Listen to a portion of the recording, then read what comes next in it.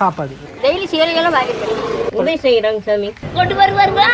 சும்மா போயிருப்போம் ஒரு நாளைக்கு டீச்சோட வாங்கிட்டே இருக்கு. 5,000 வருஷமா டெய்லியும் தர்றாரு, துணிமணியும் தர்றாரு. எங்கள் பெத்த பிள்ளை கூட பார்க்கறது இன்னைக்கு அவங்க தான் பார்க்குறாங்க சாமி. நல்லா இருக்க 100 வயசு முட்டு.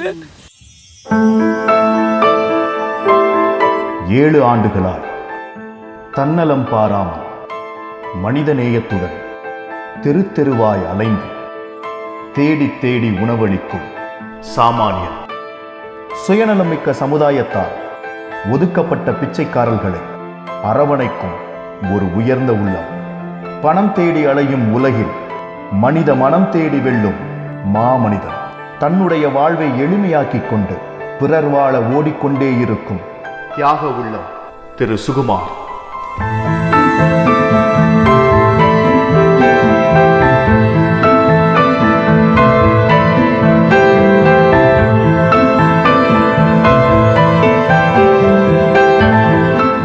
கடந்த 7 வருஷத்துக்கு முன்னாடி பொள்ளாச்சி பஸ் ஸ்டாண்டில் ஒரு சம்பவம் நடந்துச்சு. அந்த சம்பவத்துக்கு அப்புறம் தான் இந்த ராமகாரிய சேவையை உருவாகிறதுக்கு காரணம் வந்துச்சு. அந்த சம்பவம் என்னன்னு பார்த்தீங்கன்னாக்கா, ஒரு வயசான தாத்தா பாட்டி பேசிகிட்டு இருக்காங்க. எனக்கு ரொம்ப பசிக்குது, ஏதாவது வாங்கி கொடுங்க. நம்ம தாத்தாவை பார்த்து கேட்க, அந்த தாத்தா இருந்துட்டு எங்கிட்ட 4 ரூபா 5 ரூபா தான் சில்லற காசு இருக்குது, இதுக்கு யார் சாப்பாடு தருவா? உடனே அந்த பாட்டி இருந்துட்டு எனக்கு ரொம்பவுமே பசிக்குது, ஏதாவது வாங்கி கொடுங்கன்னு சொல்கிறப்ப திரும்பி அந்த தாத்தா அதே பதிலையே சொல்கிறாரு. பஸ் ஸ்டாண்டுக்குள்ளே இருக்கிற ஒரு கடையில் ஹோட்டலில் போய் 2 சாப்பாடு வாங்கி கொண்டு வந்து அவங்க கையில் கொடுத்தேன். திடீர்னு சாப்பாடு வாங்கி கொடுக்குறப்ப பயந்துட்டாங்க, வாங்க மறுத்துட்டாங்க. அப்புறம் நான் சொன்னேன், பாட்டி நீங்கள் பேசிகிட்டு இருந்ததுன்னா நான் பக்கத்தில் இருந்து கேட்டுட்டு தான் இருந்தேன், தயங்காமல் சாப்பிடுங்க அப்படின்னு சொன்னால் பொறுமையாக சாப்பிட்டாங்க. நீங்கள் நேற்று மத்தியானம் சாப்பிட்டதுன்னு சொன்னீங்களே பாட்டி, ஏதாவது கோச்சிட்டுக்கான வந்துட்டீங்களா அப்படின்னு கேட்டோம். கேட்ட உடனே அந்த பாட்டி கண்ணில் வந்து தண்ணி கொடன்னு கொட்டிச்சு. அழுதுகிட்டே சொன்னாங்க, எனக்கு ஒரே பையன்சாமி, நாங்கள் ஊட்டியை சேர்ந்தவங்க, நல்ல முறைக்கு வாழ்ந்த குடும்பம், இன்றைக்கி ஒருவேளை உணவுக்காக இன்றைக்கி வந்து கையேந்த வேண்டிய சூழ்நிலை, மருமக கொடுமையினால் வெளியே வந்துட்டோம் அப்படின்னாங்க. அந்த சம்பவம் என்னை பெருசாக பாதிச்சுது. அன்றைக்கி அந்த 2 பேர்த்தில் கொடுத்த உணவு 3 ஆச்சு 4 ஆச்சு. இன்றைக்கி ஒரு 7வது வருஷத்தில் 250 பேர்த்துக்கு பொள்ளாச்சி நகரில் ஒரு 47 கிலோமீட்டர் சுற்றளவில் 245 பேர்த்துக்கு உணவு போயிட்டுருக்கு.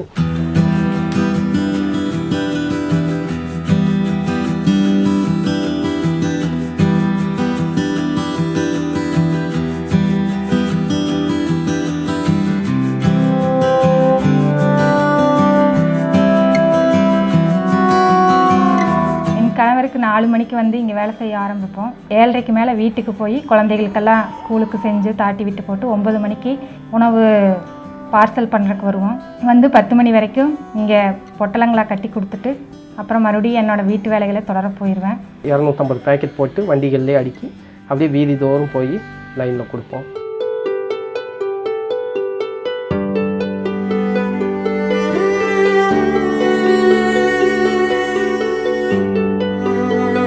இந்த ஒருவேளை உணவு அப்படிங்கிறத பார்த்தீங்கன்னாக்கா யாருக்கெல்லாம் போகுதுன்னு பார்த்தீங்கன்னா, ரோட்டில் மனநலம் பாதிக்கப்பட்டு பைத்தியமாக இருக்கிறவங்க, குடிசை பகுதிகளில் கேன்சர், எய்ட்ஸ், தொழுநோய், குஷ்டம், டிபி இப்படி தீர்க்க முடியாத வியாதிகளால் பாதிக்கப்பட்டு தனிமையில் இருக்க பெரியவங்க, குப்பை மேடுகளில் குப்பையை பொறுக்கி வாழ்க்கையை நடத்துகிற வயசான பெரியவங்க, கைகால் ஊனமாக இருந்து கையேந்தி நிற்கிற வயசான பெரியவங்க, இப்படி இறைவன் கொடுத்துட்ருக்காரு. பார்த்தீங்கன்னா போயிட்டு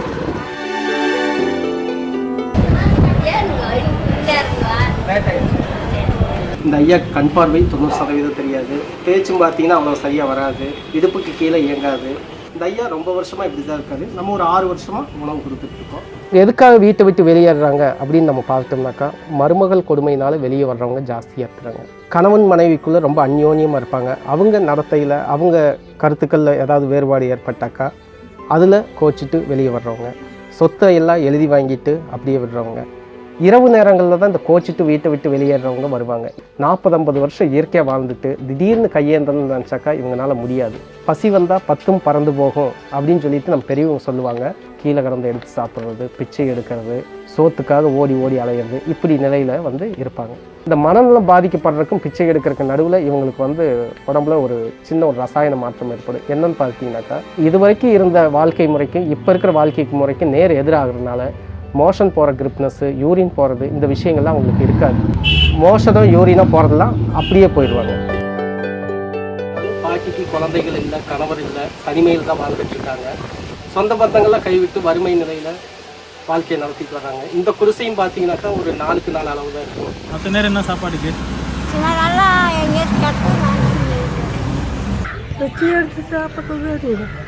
உணவு கொடுத்தவங்களில் ஒரு விஷயம் பார்த்தீங்கன்னாக்கா, இவங்களுக்கு பசி இல்லாட்டியோ அல்லது யாராவது உணவு கொடுத்து சாப்பிட்ருந்தாலோ அல்லது இவங்க அருகாமையில் உணவு இருந்தாலும் வேண்டான்னுவாங்க. சாப்பாடு இருக்கா? சரி சரி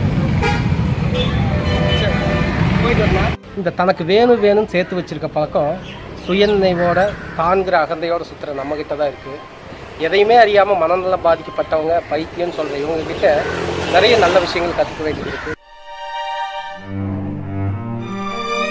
பிச்சைக்காரங்கன்னு வந்தாச்சுனாக்கா கையில் ₹1 ₹2 போட்டு போ நாங்களாம் இங்கே இருக்கிறோம்ல அந்த பக்கத்து போ அப்படின்னு துரத்திக்கிட்டே இருப்பாங்க. இந்த ஓட்டம் ஓடி ஓடி ஓடி ஓடி அந்த 6லேருந்து 8 மாதம் 10 மாதத்துக்குள்ளே அனாதை பணமாக சாகிறதுக்கு அதுவும் ஒரு காரணம்.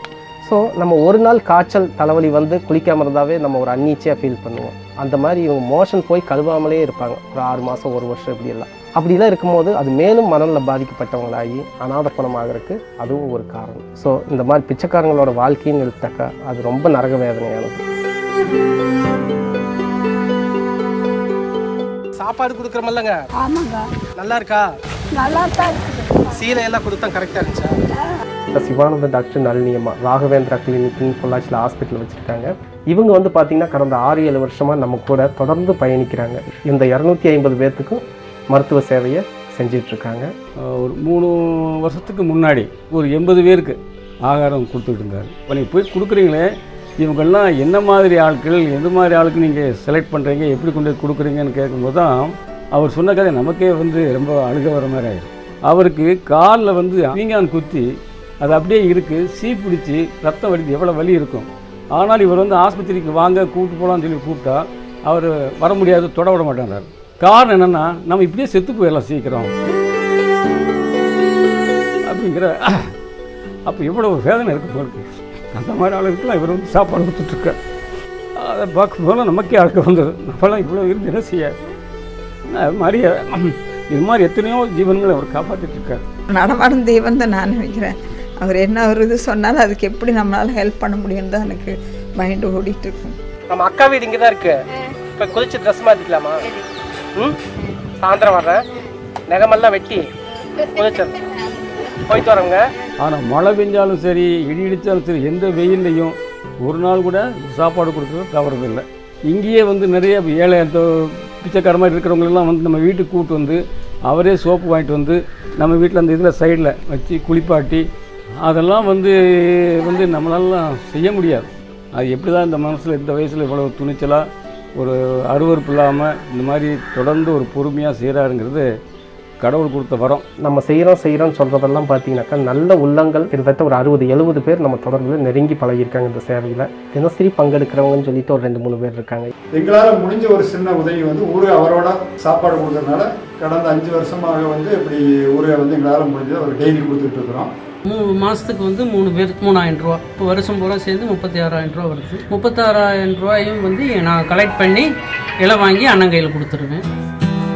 பாராட்டுக்கள் பல வென்றாலும் தன் போராட்டத்தை நிறுத்தாமல் உணவளித்து வரும் நமது சுகுமார் மனிதநேயத்தை காக்க மகத்தான பல சேவைகளை செய்து வருகிறார். எங்கள் வீட்டில் 4 பேர் தான் இருக்கோம். எங்கள் அப்பா வந்து ஹேண்டிகேப், தங்கச்சி பேச மாட்டா, அம்மா வந்து வீட்டு வேலைக்கு தான் போயிட்டுருக்காங்க. நான் 12th முடிச்சுட்டு வசதி இல்லாதனால காலேஜ் ஜாயின் பண்ண முடியாமல் இருந்தேன். அப்போது சுகுமார் அண்ணா அவங்க தான் ஹெல்ப் பண்ணி காலேஜ் ஜாயின் பண்ணி விட்டாங்க. என் பொண்ணுக்கு வந்து நிறையா பின்னாடி முதுகு தண்டை ப்ராப்ளம் இருந்ததுங்க. அது வந்து ஆப்ரேஷன் பண்ணுறதுக்கு வந்து சுகுமார் மூலியமாக தான் போனோம். நான் பிறவிலே அந்த மாதிரி இருந்தனால எனக்கு ஆப்ரேஷன் பண்ணியிருக்காங்க. நான் இன்னும் ஒரு ஆப்ரேஷன் பண்ணோம், அதுக்கப்புறம் நான் நல்லா நடந்துருவேன்னு டாக்டர் சொல்லியிருக்காங்க. புக்ஸு மாதிரியெல்லாம் வாங்கி கொடுக்குறாங்க. அப்புறம் நோம்பிக்கெல்லாம் ட்ரெஸ் எல்லாம் வாங்கி கொடுக்குறாங்க.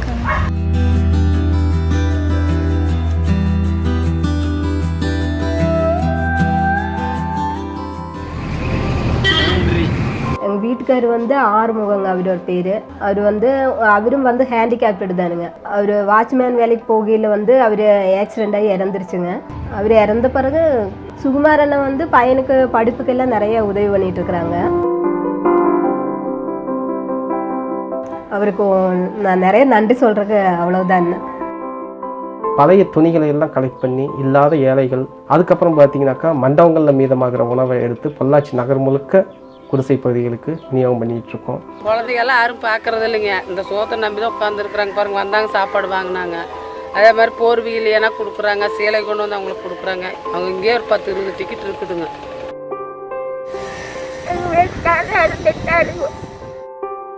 நிறைய பேருக்கு நிறைய கேள்விகள் எல்லாம் இதையெல்லாம் பார்த்துட்டு இருக்கீங்களே, உங்கள் குடும்பத்தை நீங்கள் எப்படி பார்த்துக்கிறீங்க, உங்கள் குழந்தைகளுக்கு எப்படி எதிர்காலம் அப்படின்னு கேட்பாங்க. இந்த பொண்ணு பார்த்தீங்கன்னா பேர் ராமஜெயஸ்ரீ, என்னுடைய மகள் 4ஆம் வகுப்பு படிச்சுட்டு இருக்காங்க. அந்த தம்பி என்னுடைய மகன் ராமன சேஷாத்ரி. இதே கிராமத்துலேயே 10வது வரைக்கும் கவர்மெண்ட் ஸ்கூல் இருக்குது, அங்கே போயிட்டுருக்காங்க. என்னுடைய வாழ்க்கை முறையை நான் சின்ன அளவில் சுருக்கிக்கிட்டேன். குழந்தைகளை வந்து கவர்மெண்ட் ஸ்கூலில் தான் படிக்க வச்சிட்ருக்கோம். மருத்துவம்னு பார்த்துட்டாக்கா அரசு மருத்துவமனைக்கு தான் போகிறது. எங்கள் வீட்டில் ஆடம்பரமான செலவுகள்லாம் இருக்காது. எங்கள் குழந்தைகளை பொழுதுபோக்குறதுக்காக எங்கேயுமே கூட்டிகிட்டு போகிறதில்ல இந்த சேவையினால். எளிமையான வாழ்க்கை முறை, வீடு ஒரு சின்ன ஓட்டு வீடு, சொந்த வீடு, குறுக்கிக்கிட்டோம் செலவுகளை. இந்த ரோட்டில் இருக்க பெரியவங்கெல்லாம் பார்த்தீங்கன்னாக்கா யாரோ ஒரு குழந்தைக்கு அப்பா அம்மாவாக இருந்திருப்பாங்க, தாத்தா பாட்டியாக இருந்திருப்பாங்க. ஸோ அந்த குழந்தைகள் பார்த்து முடிவு பண்ணி திருந்தாக்கா அந்த வீட்டில் உள்ள பெரியவங்க வீதிக்கு வர மாட்டாங்க. அதனால் பேராசிரியர்கள், ஆசிரியர்கள், கல்லூரி பிரின்சிபல் இவங்கெல்லாம் சேர்ந்து முடிவு பண்ணி மாணவ மாணவியரை அனுப்பிச்சிட்ருக்காங்க. வீக்கெண்ட் சாட்டர்டே வந்து எப்போவுமே ராமசேவை காரியமுக்கு போகிறோம். அங்கே போய் அவங்களுக்கு வந்து ஃபுட்டெல்லாம் மடித்து அதை பேக் பண்ணி அவங்களுக்கு கொண்டு போய் கொடுக்கும்போது அதில் வர ஹாப்பியாக வந்து சொல்ல வார்த்தைகளே கிடையாது. பெக்கர்ஸ் அப்படிங்கிற ஒரு அவுட்லுக்கில் தான் அவங்க இருக்காங்களே, பட் உண்மையிலுமே அவங்க பெக்கர்ஸ் கிடையாது. நாங்கள் மீட் பண்ண பர்சன்ஸ் பார்த்தீங்க அப்படின்னா வந்து நிறைய பேர் பெக்கர்ஸ் கிடையாது. அவங்களோட ஃபேமிலி சுச்சுவேஷன்ஸ், சர்க்கம்ஸ்டன்சஸ் அப்படி இருந்ததுனால அவங்க அப்படி ஆயிருக்காங்க. நம்மளோட ஃபியூச்சர் மட்டும் பார்த்தோன்னா நம்ம செல்ஃபிஷ். நம்மளை சுற்றி இருக்கவங்க வந்து ஹாப்பியாக இருந்தால் மட்டும்தான் நம்ம ஹாப்பியாக இருக்க முடியும். நம்ம ஹாப்பியாக இருக்கணும் அப்படின்னா சுற்றி இருக்கிறவங்களுக்கு ஹெல்ப் பண்ணணும். 250 பேருக்கு சாப்பாடு கொடுக்குறதுனா ஒரு நாள் 2 நாள் இல்லை, வருஷம் 365 நாளும். அவர் இதனாலேயே எந்த ஒரு விசேஷத்துக்கும் போகிறதில்ல. இதனாலேயே அவர் வந்து எவ்வளோ உயர்ந்த மனிதர்னு தெரிஞ்சுக்கிட்டோம். பிச்சைக்காரங்கன்னு சொல்லப்படுறவங்கலாம் பார்த்தீங்கன்னா கண்டிப்பாக இவங்களை வந்து திருத்தி நம்ம வந்து நல்ல நிலைமைக்கு கொண்டு வர முடியும். அன்பான உபசரிப்பு இப்படிங்கிற ஒரு இது மட்டும் இருந்தாவே இவங்களை வந்து நம்ம கொண்டு வந்துட முடியும். இந்த 7 வருஷத்தில் பார்த்தீங்கன்னா கிட்டத்தட்ட 30லேருந்து 40 நபர்களை நம்ம அப்படி அவங்கவுங்க வீடுகளுக்கே நம்ம அனுப்பிச்சிருக்கோம். இவங்க அப்பாவும் மாற்றுத்திறனாளி, அம்மாவும் மாற்றுத்திறனாளி. இப்போ இந்த தம்பியோட ஸ்பெஷல் என்னென்னாக்கா, நம்ம ஒரு வேலையை சொல்லி கொடுத்தோம்னா அன்பாக இருந்து பக்கத்தில் வந்து சொல்லி கொடுத்தாக்கா சொல்லி கொடுக்குறதுக்கு 1 மணி நேரம் தான் ஆகும். ஆனால் வந்து காலத்துக்கு அந்த வேலையை பற்றி நம்ம கவலைப்பட வேண்டியதில்லை. அப்புறம் வந்து இந்த தம்பி எல்லாரும் எதிர்மறையாகவே நினச்சிட்டு இருக்கனால, அதாவது பைத்தியம், மனநல பாதிக்கப்பட்டவன், இவன் எதுக்கு ஆகாதவன் நினைக்கிறத, பாரபட்சமற்ற அன்பு இருந்தாக்கா இந்த மாதிரி ஆட்களையும் நம்ம கூட வந்து சேர்ந்து இணைச்சி வாழ்க்கையில் பயணிக்கலாங்கிறது பூபதி மூலியமாக நம்ம கற்றுக்க வேண்டிய ஒரு பாடம். இந்த பிச்சை எடுக்கிறவங்க நாளுக்கு நாள் அதிகமாகிட்டே இருக்காங்கங்கிறத ஒரு காரணமும் இருக்குது. அது என்னன்னாக்கா நம்ம சோறு கொடுக்கறதுனால எச்சாயிட்டு இருக்காங்கிற காரணம்லாம் தப்பு. இது எங்கே ரொம்ப டீப்பாக ஆராய்ச்சி பண்ணி பார்த்தாக்கா குழந்தை வளர்ப்பு சரியில்லாத ஒரு நிலை இருக்குது. வெறும் மார்க்கை நோக்கிய பயணம், அந்த மார்க் எடுத்துகிட்டு அது பணத்தை நோக்கி பயணம் பண்ண ஆரம்பிச்சிருது. நம்ம குழந்தை எங்கே போயிடும் நம்ம சொல்கிறோம், நம்ம குழந்தை எங்கே வேணாலும் போயிடும். நம்ம தான் இங்கே சோத்துக்காக திண்டாட போகிறோம். அப்புறம் பார்த்துட்டிங்கனாக்கா முதல்ல ரோட்டில் பிச்சை எடுக்கிறவங்கெல்லாம் நிறைய இருப்பாங்க, பைத்தியங்கள் குறைவாக இருப்பாங்க. இப்போ பார்த்துட்டிங்கன்னா பைத்தியமாக இருக்கிறவங்க ஜாஸ்தியாக இருக்காங்க, பிச்சை எடுக்கிறவங்க குறைவாயிட்டாங்க. இதுக்கு என்ன காரணம்னு பார்த்தீங்கன்னாக்கா மன அழுத்தம், ஸ்ட்ரெஸ்ஸு, ஏன்னு எதுக்குன்னு தெரியாமல் ஓடிக்கிட்டே இருக்கும். பேராசை, தகுதிக்கு மீறின செலவு, தேவை இருக்கோ இல்லையோ வீட்டில் பொருளை வாங்கி குவிச்சுக்கிறோம் லோனுக்கு. இப்படி ஒவ்வொரு விஷயத்துலையும் நம்ம கவனம் இல்லாமல் செய்கிறது நம்ம மன அழுத்தம், ஸ்ட்ரெஸ்ஸு, நிறைய பண தேவைகளை உண்டு பண்ணி அலைய வைக்குது. இது ஒரு கட்டத்தில் ரொம்ப பிதுங்கி வெளியே வரும்போது தான் இவங்கெல்லாம் வீட்டை விட்டு வெளியேறது, கடன் சுமை தாங்க முடியாமல் வர்றது. இப்போ பார்த்தீங்கன்னாக்கா நம்ம உணவு கொடுக்குறதுல ஒரு பேங்க் மேனேஜர், பேங்க்கு பேரை சொல்ல விரும்பலை, அந்த பேங்க் மேலாளர் வந்தார், பைத்தியமாக இருந்தார். லண்டன் ஆக்ஸ்ஃபோர்டில் எம்எஸ்சி படித்தவர் பிச்சை எடுத்துகிட்ருக்காரு. அதே மாதிரி அக்ரி டிபார்ட்மெண்ட்டில் இருக்கிற ஒரு முஸ்லீம் அம்மா இந்த ரோட்டில் எப்படி பிச்சை எடுத்துகிட்டு இருந்தாங்க. மெரைன் காலேஜ் ப்ரொஃபஸர் பிச்சை எடுத்துகிட்ருக்காரு. இவங்கெல்லாம் பார்த்தீங்கன்னா நல்ல நிலையில் நல்ல கிரேடில் போஸ்ட்டில் இருந்தவங்க தான், 1,80,000 சம்பளம் வாங்கினவங்க தான். என்ன காரணம்னாக்கா மன அழுத்தம், ஸ்ட்ரெஸ்ஸு, தேவையில்லாத செலவுகளை இழுத்து போட்டு பண்ணிக்கிறது, இந்த மாதிரி விஷயங்கள் தான். அப்போது நம்ம ஆசையை சுருக்கிக்கிட்டால் வாழ்க்கையும் நல்லாயிருக்கும், நம்ம தேவைக்கு நம்ம உடம்பு ஆரோக்கியமாக இருக்கும், மனசு ஆரோக்கியமாக இருக்கும், குடும்பத்துக்கும் நம்ம யூஸ்ஃபுல்லாக இருப்போம். சரி, நாங்கள் போய் கிளம்புறோம்.